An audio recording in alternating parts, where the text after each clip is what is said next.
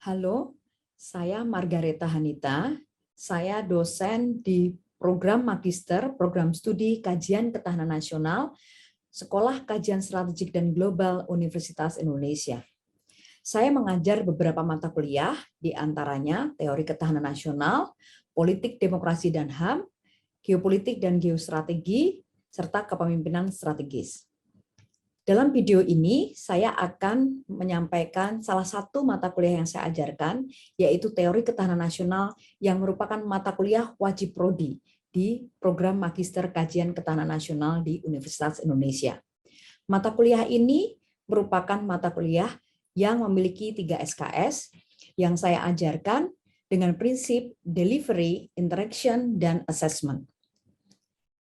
Video ini juga saya buat untuk unjuk kerja dalam Tridharma perguruan tinggi saya di bidang pengajaran. Capaian pembelajaran mata kuliah Teori Ketahanan Nasional yang saya ajarkan ini adalah mahasiswa mampu menganalisis perkembangan teori dan konsep ketahanan nasional dengan memadukan objek studi, metode, dan elemen-elemen ketahanan nasional yang menjadi indikator pengukuran ketahanan nasional suatu negara sesuai dengan perkembangan lingkungan strategis.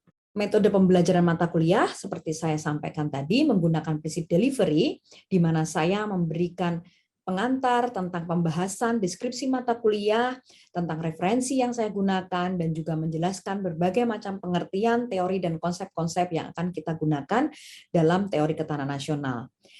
Dalam prinsip interaction, saya melakukan interaksi dengan mahasiswa, melakukan diskusi dengan mereka, dan melakukan tanya jawab untuk memperdalam diskusi. Saya kemudian melakukan assessment yang merupakan prinsip ketiga, di mana saya mengukur capaian pembelajaran saya melalui tugas-tugas yang saya berikan kepada mahasiswa, melalui literatur review, dan juga review mereka terhadap jurnal-jurnal yang saya berikan atau buku-buku yang menjadi referensi wajib yang kami gunakan di kelas. Saya menggunakan metode pembelajaran mata kuliah Student-Centered Learning, di mana juga saya melakukan metode flipped class, collaborative learning, case-based learning, dan juga melakukan sinkronus dan asinkronus di e-learning UI, di EMAS, dan juga Google Classroom, atau saya singkat dengan GC. Biasanya di setiap topik perkuliahan saya akan memberikan materi-materi saya di EMAS dan GC, dan mahasiswa akan mempelajari terlebih dahulu sebelum kelas akan dimulai. Dalam video ini, saya akan memberikan salah satu contoh saat saya mengajar mata kuliah Teori Ketahanan Nasional dengan topik ketahanan keluarga. Selamat menyaksikan. Materi terakhir ini adalah tentang ketahanan keluarga di masa pandemi dalam studi ilmiah, ya. Jadi ada 2 buku yang saya gunakan. Yang pertama tentu saja buku saya sendiri dan Handbook of Family Resilience yang saya sudah kirim buku ini di GC, ya. Jadi Anda bisa membaca lebih detail di sana. Dan jika Anda ada yang tertarik untuk meneliti tentang ketahanan keluarga, ini sebenarnya sejak pandemi terkait ketahanan keluarga ini studi-studinya juga berkembang sangat pesat, ya, karena ketahanan keluarga ini ternyata menjadi salah satu kunci keberhasilan sebuah masyarakat itu lepas dari pandemi, ya. Ternyata ketahanan keluarga itu juga menjadi kunci, sehingga Anda nanti akan melihat banyak sekali riset-riset yang berkembang pesat di masa pandemi ini terkait dengan ketahanan keluarga. Nah, jadi pengertian tentang ketahanan keluarga berdasarkan berbagai hasil penelitian ini saya sarikan dari Handbook of Family Resilience diawali tahun 70-an. Penelitian tentang ketahanan individu anak yang dibesarkan oleh ibu yang menderita schizofren, ya. Jadi penelitian-penelitian yang dilakukan untuk ketahanan keluarga ini umumnya adalah penelitian longitudinal, jadi penelitian yang lama, ya, jangka waktunya lama dilakukan karena ingin melihat bagaimana dampak satu peristiwa krisis terhadap keluarga. Nah, ketahanan keluarga ini mengacu pada karakteristik kemampuan keluarga, bagaimana keluarga bertahan di masa-masa sulit, ya, dan bagaimana dia juga harus beradaptasi. Nah, ini sebabnya mungkin di masa pandemi beberapa penelitian tentang ketahanan keluarga ini berkembang cukup pesat, ya, karena memang seluruh keluarga di dunia mengalami masa-masa sulit umumnya di saat pandemi ya, dan mereka harus beradaptasi. Apalagi keluarga akhirnya menjadi kehidupan kunci ya pada masa pandemi. Ya, mungkin sudah 3 tahun terakhir ini sebagian besar aktivitas dilakukan di rumah sehingga keluarga menjadi salah satu center ya, center of excellence, center of life ya, yang menjadi bagian, sehingga keluarga yang bertahan ya keluarga yang bisa beradaptasi ya. Sebaliknya keluarga yang tidak tahan adalah keluarga yang tidak bisa melakukan coping strategi kalau dalam penelitian ini. Jadi ada 2 kata kunci dalam ketahanan keluarga itu, selain adaptasi juga coping ya. Coping keluarga nanti Anda bisa membaca lebih lanjut ya. Coping ini adalah merupakan cara-cara ya keluarga untuk melakukan proses adaptasi itu sendiri, apa yang dilakukan ya, penyesuaian yang dilakukan. Jadi ketahanan keluarga ini juga respon unik terhadap stres ya yang dihadapi oleh keluarga. Sehingga ketahanan keluarga itu sama ya seperti dalam teori-teori ketahanan yang saya sampaikan sejak awal, diuji justru di saat sulit ya. Bukan di saat keluarga itu dalam kondisi yang stabil atau dalam kondisi yang sangat sejahtera ya. Justru ketahanan keluarga diuji di masa-masa sulit ya.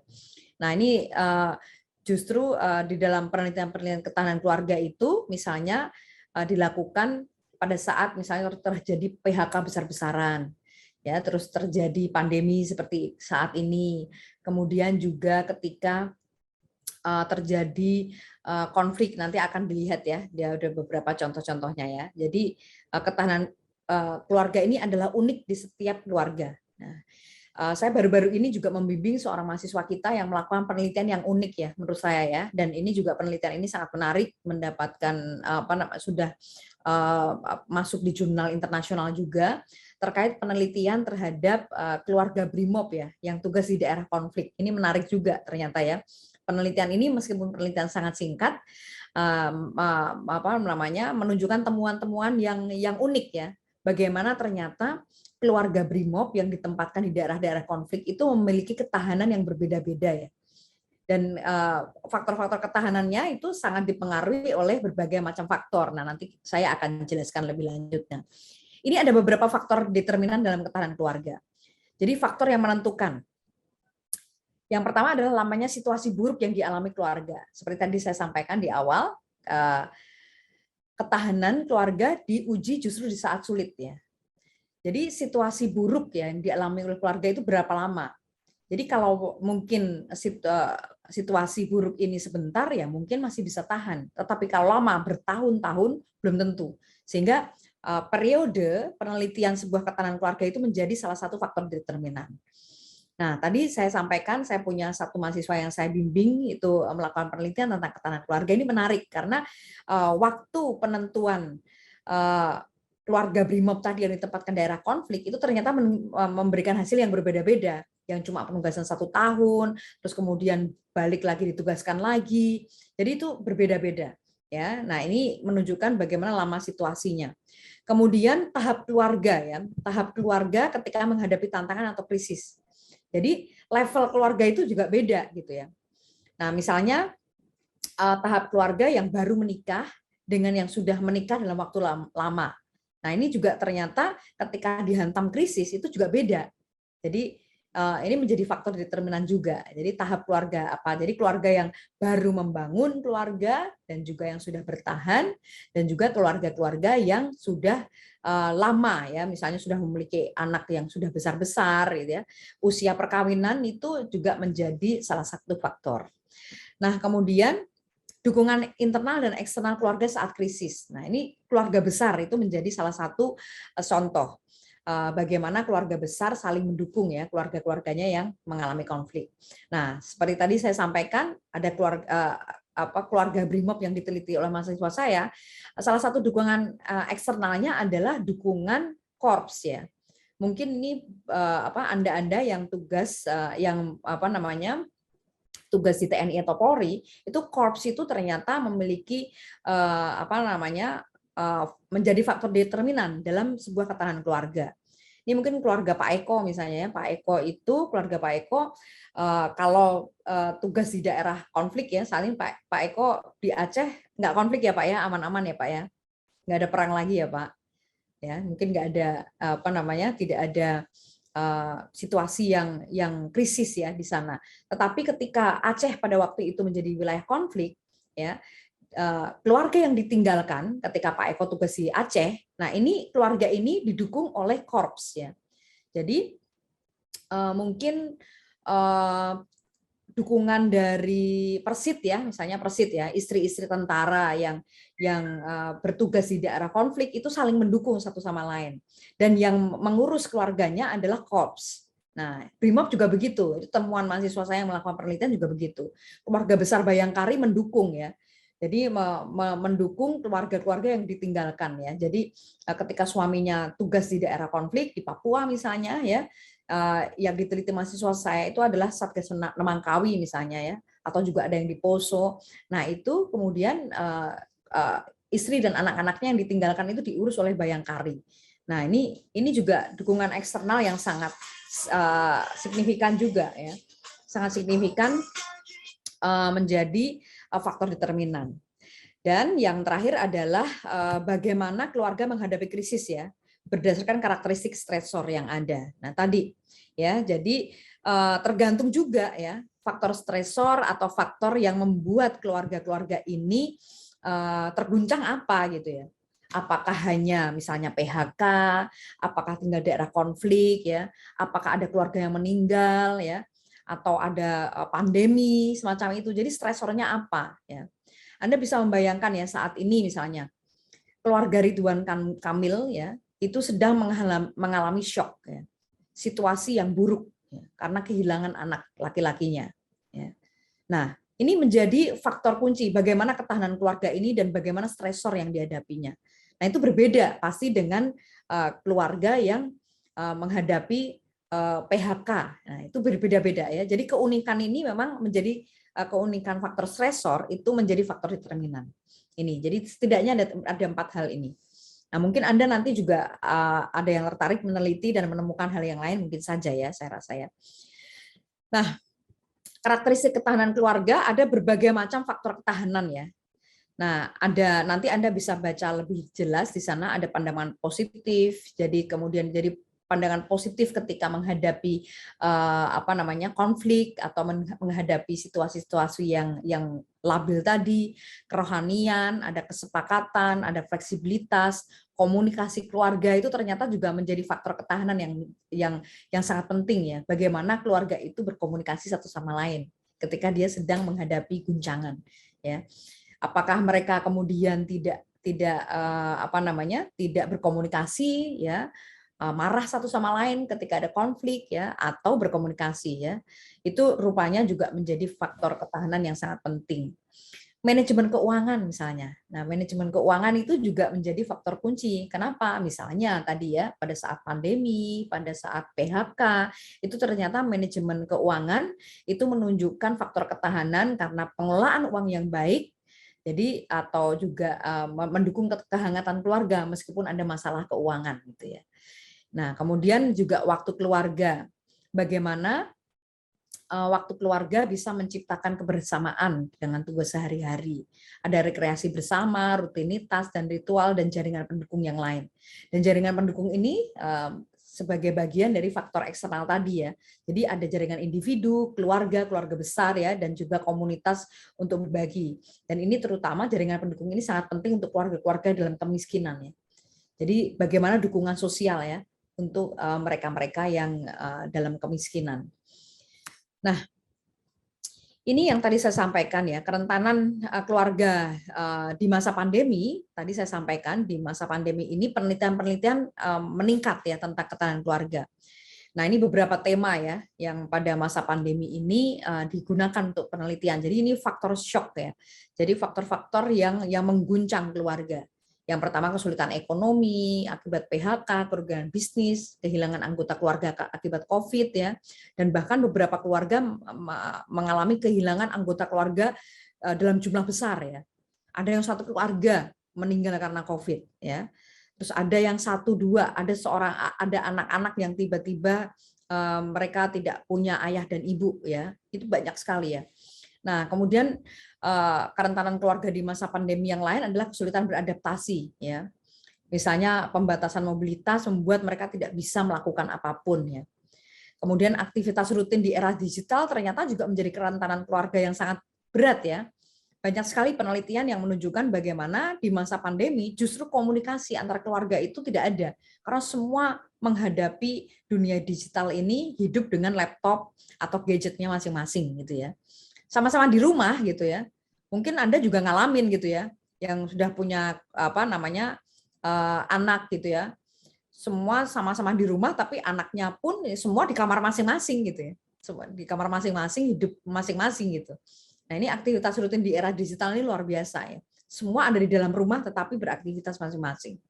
Ya, kemudian ada double burden. Nah, ini yang menarik dalam kerentanan keluarga di masa pandemi ternyata salah satunya adalah yang beban berat itu adalah perempuan. Ya, ini seluruh dunia sedang dilakukan penelitian tentang ini. Bagaimana perempuan, terutama karena ternyata ya tugas domestik perempuan itu di seluruh dunia juga dialami ya oleh perempuan-perempuan di seluruh dunia ya. Bagaimana perempuan memiliki beban ganda, mereka juga tetap harus bekerja, WFH misalnya, tetapi dia juga harus mengurus keluarganya selama pandemi gitu ya. Nah, akhirnya juga banyak terjadi kekerasan dalam rumah tangga, dan ini sudah terbukti di Indonesia juga terjadi, bagaimana perceraian justru meningkat di masa pandemi. Karena banyak permasalahan-permasalahan yang dihadapi. Nah, ini beberapa penelitian yang terjadi ya. Nah, ini hasil penelitian Komnas Perempuan, nanti Anda bisa lihat sendiri bagaimana perempuan banyak yang mengalami kekerasan ya di masa pandemi itu. Dan yang paling memprihatinkan adalah kekerasan yang dialami banyak di rumah gitu ya. Karena pelaku-pelaku kekerasan itu semuanya ada di rumah gitu ya, paling banyak seperti itu. Jadi Komnas Perempuan mencatat itu. Nah, sebaliknya tema-tema penelitian juga mengidentifikasi banyak ketahanan keluarga ya, kekuatan keluarga di masa pandemi. Ada terkait dengan pengembangan UMKM, pengembangan ekonomi berbasis digital, quality time, family time at home ya, jadi bisa bekerja dan beraktivitas di rumah bersama, itu ternyata menjadi kekuatan juga dalam keluarga di masa pandemi. Kemudian peningkatan kualitas hidup sehat, olahraga menjadi teratur ya, lingkungan rumah menjadi bersih. Jadi peningkatan kualitas hidup ya. Jadi semua seluruh keluarga belajar melek digital misalnya ya. Yang tadinya ibunya nggak ngerti apa-apa karena anaknya terus sekolah secara online, akhirnya ibunya juga jadi ngerti gitu ya, karena orang tuanya harus mengawasi semacam itu ya. Jadi peningkatan kualitas hidup keluarga dalam hidup berbasis digital juga terjadi ya. Jadi transisi untuk transformasinya itu terjadi. Silakan, apakah ada pertanyaan? Halo Ibu, izin bertanya Bu. Ya, Ibu, kalau tadi kan ngomongin tentang ketahanan keluarga, kategori keluarga yang tangguh ataupun kategori keluarga yang rapuh. Sebenarnya ada indikator nggak sih Bu dari kedua hal tersebut? Terima kasih Bu. Ya, oke, good question. Sekarang saya mau tanya nih, kira-kira keluarga tahan indikatornya apa berarti menurut Anda? Ya, kan sekali lagi ini kan sangat tergantung dengan apa yang kita jadikan kriteria ya, ketahanan ya. Jadi kriteria ketahanan keluarga itu kan bagaimana dia menghadapi salah satu kondisi ya, kondisi krisis ya, kondisi krisis. Nah, jelas sekali ya dalam berbagai macam penelitian juga ditunjukkan bahwa perceraian itu bukan selalu menjadi indikator ya sebuah ketahanan keluarga. Tetapi memang perceraian kan menunjukkan bahwa keluarga itu masih utuh ya, keluarga itu masih tahan kan seperti itu ya. Tidak selalu semua krisis itu kan menimbulkan perceraian, tetapi keluarga yang kemudian berantakan ya karena tidak bisa bertahan ya, itu juga menjadi salah satu faktor kunci. Jadi memang bukan perceraian saja, Alia ya, tetapi perceraian itu hanya salah satu kriteria saja, salah satu indikator yang menunjukkan bahwa keluarga ini nggak tahan gitu ya. Karena sekali lagi perceraian juga tidak hanya dipicu oleh faktor hubungan suami istri ya yang tidak harmonis, tetapi juga kondisi di mana ayah dan ibu itu tidak bisa bertahan lagi kan untuk menghidupi keluarganya gitu. keluarga yang kuat itu kan salah satu indikatornya kan keluarganya utuh ya. Ada banyak faktor ya.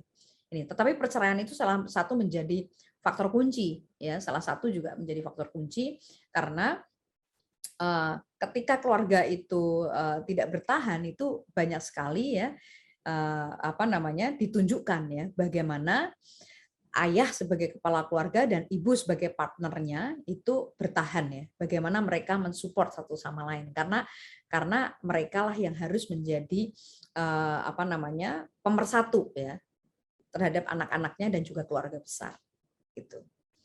Oke. Bagaimana Alia atau yang lain ada pertanyaan? Silakan. Sudah cukup, Bu. Oke, terima kasih. Bu, aku mau nanya, Bu.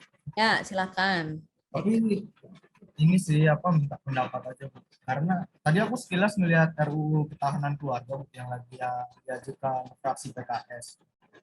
Pertanyaanku sederhana sih, Bu. Emang tugas antara suami dan istri harus dispesifikasi seperti itu ya di undang-undang juga ya? Ya, good question Eka ya. Tapi sebagai prolog untuk saya jawab, makanya itu masih RUU sampai sekarang nggak putus ya. Kita termasuk yang mengkritisi, termasuk saya juga pada waktu itu. Saya tentu saja termasuk yang nggak sepakat lah, ngapain dibagi-bagi seperti itu ya. Karena justru ya saat ini kalau Anda melihat Sustainable Development Goal ya SDGs itu menuntut kesetaraan ya. Semakin maju sebuah negara, mereka memiliki peran yang sama. Mereka terbiasa mempertukarkan ya. Saat ini kan sudah terkenal ya, suami tinggal di rumah, istri bekerja. Di negara-negara maju itu biasa. Bahkan di negara-negara Skandinavia, ada beberapa negara itu sudah menetapkan, karena mereka memiliki aturan bahwa anak-anak di usia golden age, misalnya anak-anak di usia balita, itu wajib didampingi oleh orang tuanya. UI membahas khusus pada waktu itu. Saya termasuk salah satu ini juga ya, salah satu yang peserta ya pada waktu itu membahas FGD-nya. Ada lagi? Ya. Saya Ibu. Silakan. Izin Bu, terus gimana manajemen strategiknya? Kalau ini salah satu ketahanan yang penting. Mohon arahannya Ibu. Terima kasih. Ya, nah seru nih. Makanya Letea kamu harus ngawal ya di sana ya nanti ya. Yang pertama ya pasti harus dicek dulu kan. Makanya kan kita mengusulkan itu, kritik pertama nih, tadi siapa tadi? Eka ya. Kritik pertama yang kami lakukan pada waktu itu, waktu membahas tentang RUU Ketahanan Keluarga tuh, kritik saya apa? Terutama saya ya pada waktu itu yang mengusulkan itu, karena tidak dilakukan penelitian dulu kerentanan keluarga Indonesia itu apa gitu loh. Jadi harus dicek dulu kerentanan keluarga itu rata-rata di Indonesia apa. Apakah faktor-faktor itu ya kan yang membagi peran harus laki-laki harus seperti ini, perempuan harus seperti itu. Apakah itu? Apakah hanya malah justru faktor ekonomi? Justru banyak kan perempuan-perempuan itu berdaya kan ternyata kan. Perempuan-perempuan yang di Indonesia sudah mulai jadi tulang punggung keluarga loh. Banyak sekali ya. Jadi itu kan artinya kan perempuan-perempuan seperti ini harus diakomodasi. Artinya peran-peran seperti itu nggak perlu dibagi yang tadi dicermati sama Eka tadi gitu loh. Jadi memang semua produk undang-undang itu kan harus didahului dengan naskah akademik. Ini naskah akademiknya itu harus berupa riset. Nah, makanya saya waktu itu mengkritiknya adalah RUU ini tidak diawali dengan penelitian tentang kerentanan keluarga Indonesia itu apa. Itu. Nah, ini nanti ya Anda sarankan ya, dikawal terus ya, Aletea ya. Harus bikin riset dulu gitu. Riset yang benar tentang ketahanan keluarga. Kalau perlu saranin tuh Prodi Ketahanan Nasional tuh dilibatin. Kita kan ngurusin itu kan gitu ya. Jadi harus dibuat penelitian yang benar gitu kan. Kalau enggak kan nggak bisa ngarang tiba-tiba membagi peran antara suami istri ya dan lain sebagainya, nggak bisa ya. Justru perceraian tinggi itu kan karena perempuan double burden ya kan, laki-lakinya kerja perempuan nggak boleh kerja, kan nggak bisa begitu ya.